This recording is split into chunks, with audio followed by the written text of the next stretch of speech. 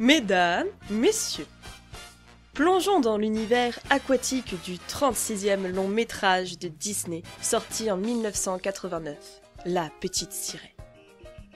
Le projet d'adapter le conte éponyme de Hans Christian Andersen était dans les tiroirs des studios depuis la fin des années 1930. Le film a d'ailleurs eu des soucis de production. En effet, le film fut le dernier de la licence à utiliser la méthode de cellulo peint à la main. Cette technique consiste à peindre à la main les différents éléments du dessin sur des feuilles en plastique transparentes. Cela permet de superposer les feuilles et de ne pas avoir à tout redessiner à chaque fois. Pour ce faire, Disney a collaboré avec une société chinoise. Malheureusement, le travail fut retardé par les événements de la place Tiananmen. Malgré tout, le film fut récompensé par 2 Oscars en 1990 pour la meilleure musique de film et la meilleure chanson originale. Les chansons ont sûrement beaucoup joué dans le succès de ce dessin animé, tout comme son histoire. On raconte l'histoire d'Ariel, la jeune fille cadette du roi Triton. Jeune et belle sirène, elle est fascinée par le monde des humains. Elle explore avec son ami Polochon le fond des océans, les épaves à la recherche de vestiges humains, un peu comme un archéologue. Mais sa passion est tellement grande qu'elle veut devenir humaine elle-même. Cette envie de devenir quelqu'un d'autre se symbolise par sa cachette, sa caverne d'Ali Baba, où elle entrepose ses trouvailles. À l'intérieur, on y trouve une œuvre importante pour la muse. Il s'agit d'une toile du peintre lorrain Georges de la Tour, La Madeleine à la flamme filante.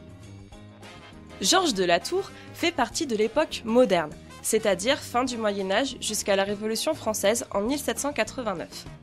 En cette fin du XVIe siècle, on se retrouve dans une nouvelle spiritualité qui se veut plus proche du peuple. Le premier à mettre en pratique ce christianisme populaire est le Caravage, notamment avec la vocation de Saint Matthieu.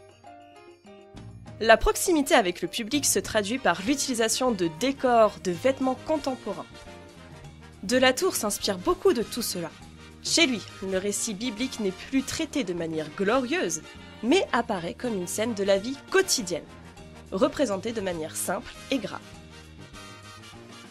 Nous avons cette idée d'avoir l'omniprésence de Dieu dans le quotidien.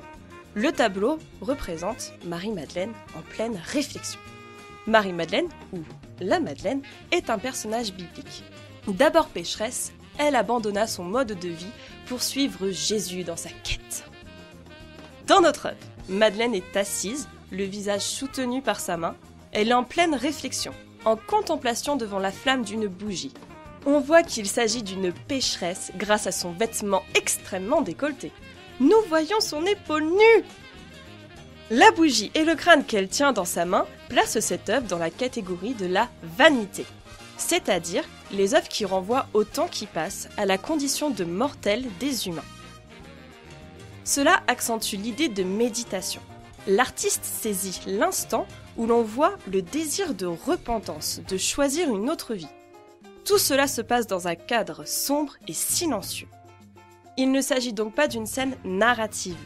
De la Tour va appliquer ce concept à différents personnages bibliques, comme par exemple avec Saint Joseph Charpentier.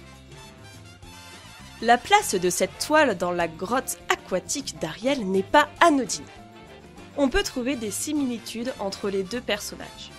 Suite à une dispute avec son père, on retrouve Ariel dans sa grotte.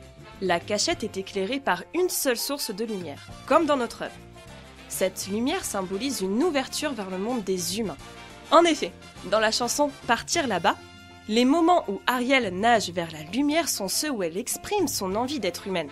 Par exemple, quand elle dit « Il faut des jambes pour sauter et danser » ou simplement « Comme j'aimerais si je pouvais partir là-bas ».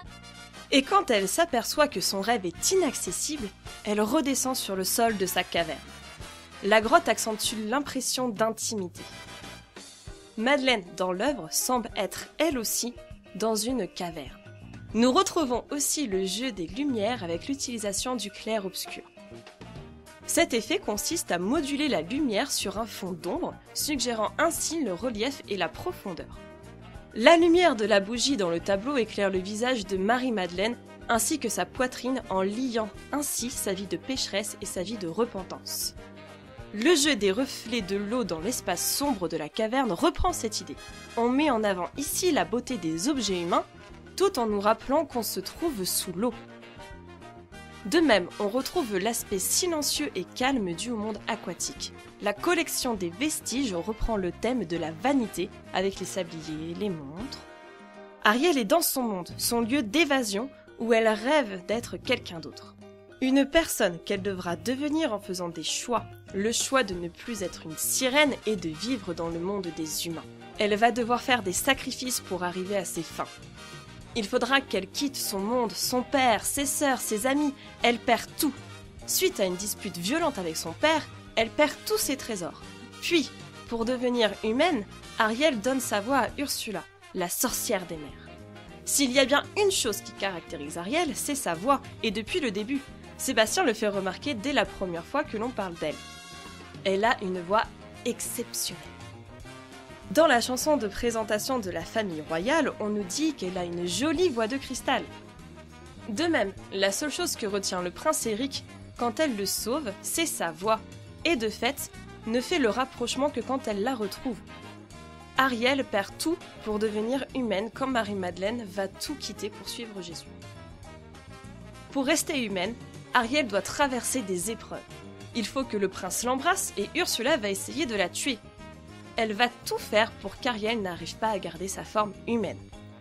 On voit donc s'établir un lien assez fort entre l'œuvre choisie par les studios Disney et le chemin que doit accomplir l'héroïne pour vivre son rêve.